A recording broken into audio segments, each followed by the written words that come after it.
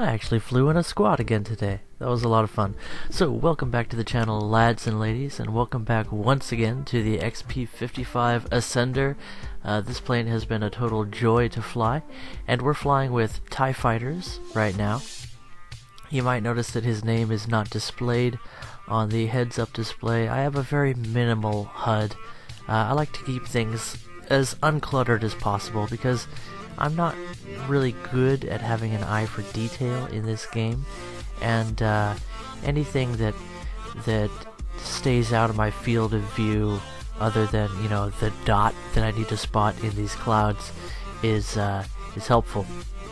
Speaking of, how am I the only one that? Oh, by the way, watch this dogfight. This is pretty cool. We're going to be energy fighting a P-47 and a BF-109. So, you know how much I enjoy to do that. But, what was I gonna say? Am I the only one that wishes the objective markers were more transparent, or even not there at all, in mixed battles? What do I mean by that? The massive A, B, and C over the A, B, and C point that's floating in space serves as not only a massive immersion break for me, because I can check my map to see where the A point is. I can see the circle on the ground. But what I can't see is the tank that's on the other side of that giant diamond A floating in the sky.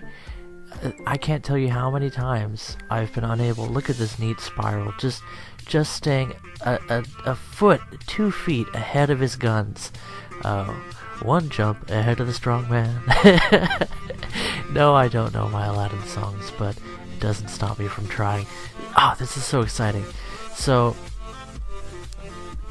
I can't tell you how many times I've lost a tank or a plane in mixed battles because of that objective marker. I'd like to see that disappear, or at least to have an option to remove it in the settings, just like I can remove things from the heads-up display, like people's nicknames and stuff like that, which I have done. So that'd be nice. But not a major issue, just something I thought I'd bring up now. This is just more fun flying gameplay. I really have had a blast in the XP-55, and I think I dropped around like $5 worth of Eagles on this when it was on sale. Really a good buy when this thing goes on sale, and it does. Every year there's of course the half off sale, once or twice a year, I think, on the giant snail anniversary. And that's about the last we're going to see of TIE Fighters. I didn't have much time to fly in Squadron. I lead a pretty disorganized life, and a lot of matches I just have to wow. So we're going to see the Ascender against some Japanese planes, as you can tell. And, well, I am putting this up on YouTube, so you'll see me doing fairly well. I am just an average player, but when I get to... It's not really a pride thing. I don't think you guys want to see me fail constantly. But it's been about 50-50 between like 2 to 4 kill games and maybe 1 kill and then a death. But the Ascender is performing very well for me. What was I talking about? Oh, right, my disorganized lifestyle. So, there's a few things that I really try to make sure to do. Like take care of my baby, and maybe get a few things done around the house. But I ended up watching a lot of YouTube videos and not using my time wisely. And in addition to that, I am a volunteer youth pastor at a small church, and I really have a great time.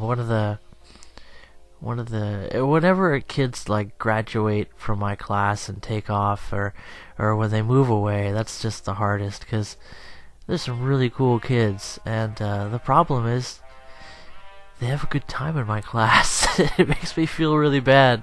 Like, I don't know, like when I moved away from home, my grandma used to always send me food, right? Like like she was afraid that I just wasn't eating.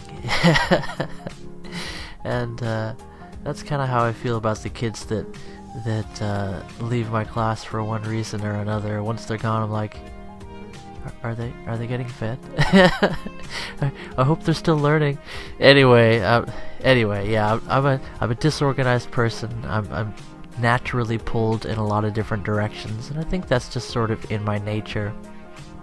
Undisciplined as water, he will never excel. Those words haunt me, by the way. That's from the Bible, in case you didn't know.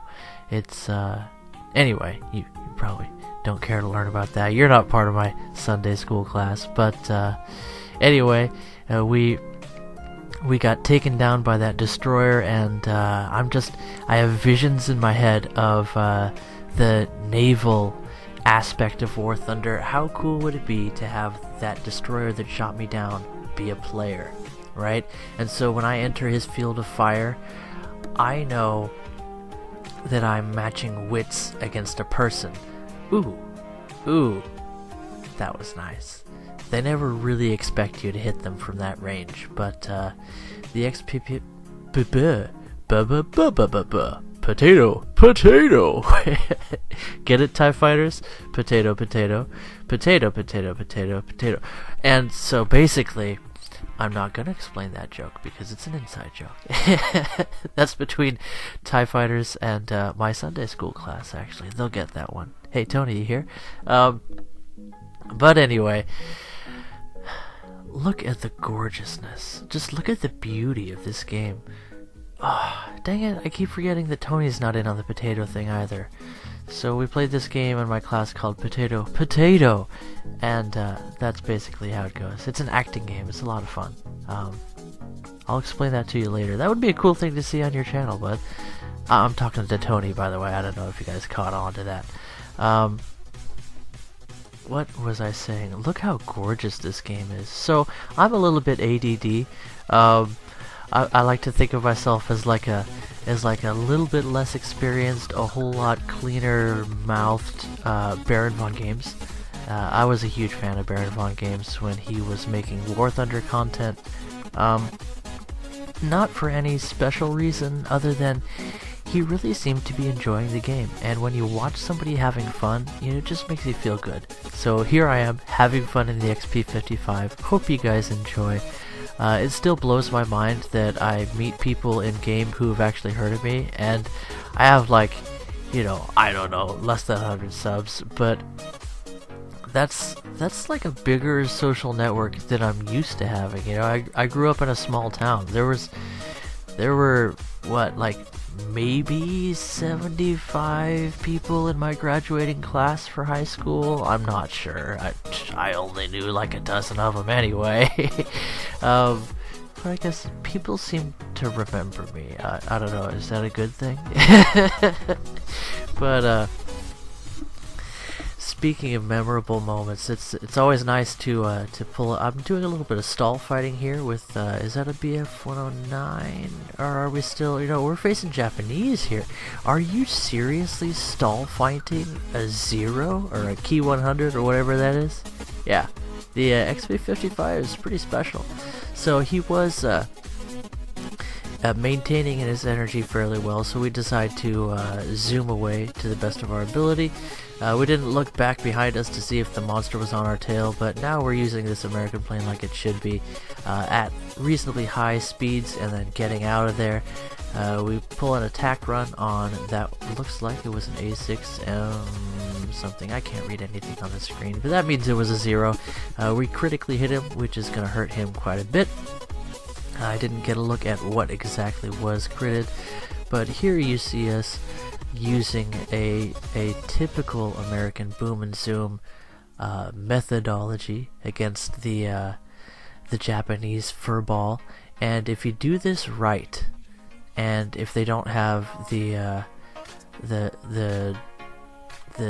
Japanese BF 109 or Focke-Wulf on their squad or in their team, which I think, or even the F4U, those kind of break the meta for facing the Japanese at these lower tiers. But we are in a good position. We can look down on the enemy, and they are engaging with some of our boys. So we're going to try and support the team. This is going to be a good match for us. We've already picked up, was it 1 kill? One aircraft wiped out. So what is the point of this video? Now's a good time to bring that up. Do I have to have... Oh! Okay, if you were just listening to this, roll back the video and just watch the past few seconds. That's what it's all about. I mean, it never gets old destroying Japanese planes because they fireball so beautifully. And look at that long range snipe. Are we up to 3 kills now? That's pretty cool. Do a little roll, show off the wonderful World of Disney skin I've got on this plane. There's this talented, but not all that prolific War Thunder Live custom camouflage artist that I like to. I use all of his skins on my planes. I pretty much use everything he's ever made. His name's Toshio1987. Oh wait, yeah. Oh yeah, he's me. What? I am my biggest fan, I'm not gonna lie. I watch more of my videos than anybody else does, I'm sure. And the same thing goes for my custom camos. Quick cut as we go back to base, and that is us taking off from an aircraft carrier. I didn't actually capture the landing, so I thought that was pretty great. I decided to include that in the video. The rest of this gets pretty glitchy, so let's skip ahead. And now we're facing off against the last guy on the enemy team, as far as I can tell. Ooh, 0, and we crit him. That's good. That'll give us just the edge that we need. We've got a lot more energy than him, but he doesn't really care. A 0 at low speed can just pull energy out of thin air.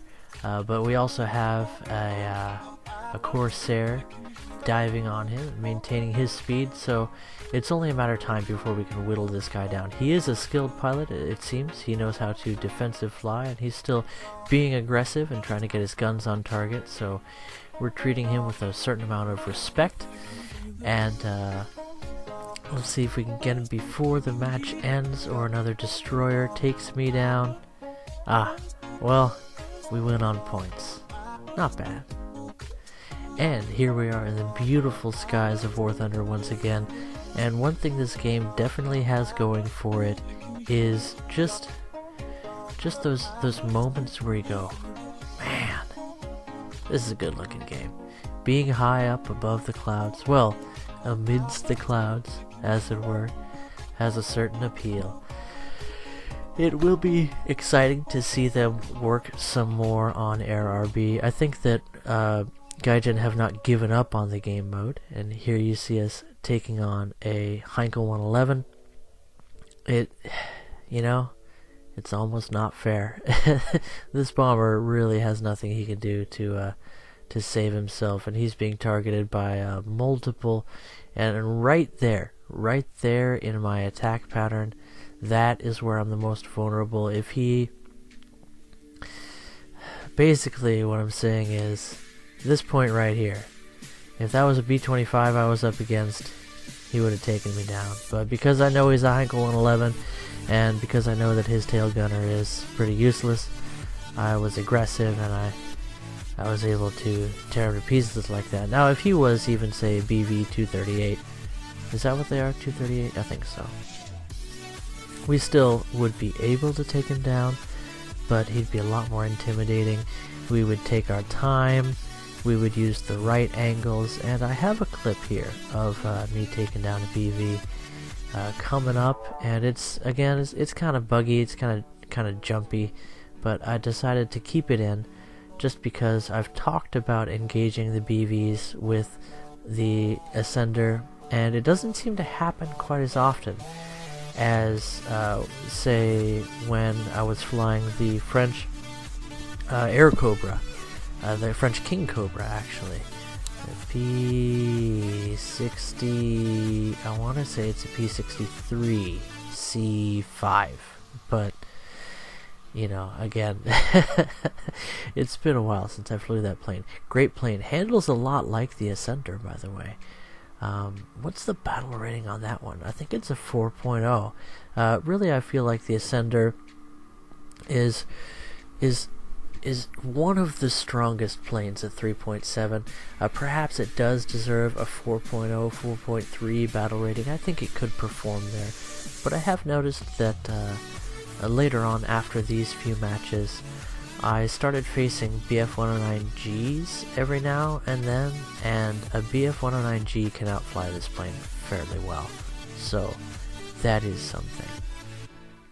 Maybe it is in a good spot, but it's one of those premiums that really performs well, and it almost kind of flies under the radar. But I've mentioned before my love for different things on this channel, and here we see a Heinkel 111 who I think he's intentionally trying to rip his plane here, and that's kind of a D-bag move. So you saw Speed rip off one of his wings, and then I think we actually managed to rip off the other with our shots there, but we get credit for the kill one way or another. You saw us engaging from long range, just trying to get some shots into him. Thought I would throw that out there for people that see that kind of behavior in bombers every now and then. Honestly, just from a personal standpoint, are you just gonna hand victory over to the enemy team? Are you not gonna fight back? I know the rear gunners, I know the defensive guns on a Heinkel 111 are Garbo, and they're practically useless. But there's a difference between practically useless and totally useless, and I have gotten some defensive kills in the Heinkel 111. I've been able to inconvenience the enemy in the Heinkel 111 the few times that I've played it. So, you know, if you're flying a bomber and you feel like you can't win, don't give up. You know, take heart, young lad. Even in defeat, you can learn something if you don't give up. But when you pit your plane down and go, alright, let's tear the wings off so we can't give them the kill, you're not having a good day. Watch my IS-6 and Rage video, and we'll talk about what it's like when you're not having a good day. And you know, we probably produced some bad feelings by playing the IS-6, but it's not quite so dominant as it used to be. It's just still a very effective tank. But as we spiral toward the ground, having done our best, 4 kills, 1 death, mission accomplished. That's a pretty nice way to end that one. Okay, almost done, guys, almost done. Thank you for sticking around for this long, by the way. Did you miss me? I'm actually making videos on an almost regular basis now, and no, it's not because I plan to be more productive. Again, disorganized lifestyle. And there's just some clips from hooking up with TIE fighters. These aren't really all in order. I just kind of... I do edit these videos, honestly, but there comes a point where I'm like, okay, Tank Baby's nap is gonna be for another like 10 minutes tops. Let's get some audio recorded. So, what's happening now? I kind of forget this one. We're on Norway, and we are versus the Germans, the Axis, and G55s have been a great addition to the Axis teams. They really give some versatility to German teams that doesn't come from premium American aircraft. I'm looking at you, P-47. Kind of funny that the best boom and zoomer for the Germans, in fact, I would say it's the most reliable rank 3 aircraft for the Germans as far as earning power, if you know how to boom and zoom, is an American plane. But you know what, I'm fine with that, because they can be taken down. I really don't fear a P-47 in a plane like the Ascender, and if I am in a plane that cannot perform against the P-47, well, I know that there are planes that can. What just happened? Can you just kind of explain to me what happened? Was that really what did I just shoot a biplane down? And then we saw a BF-109 in a flat spin. I don't know how that happens either. I don't know what's going on, guys. Catch you in the next one. Bye-bye.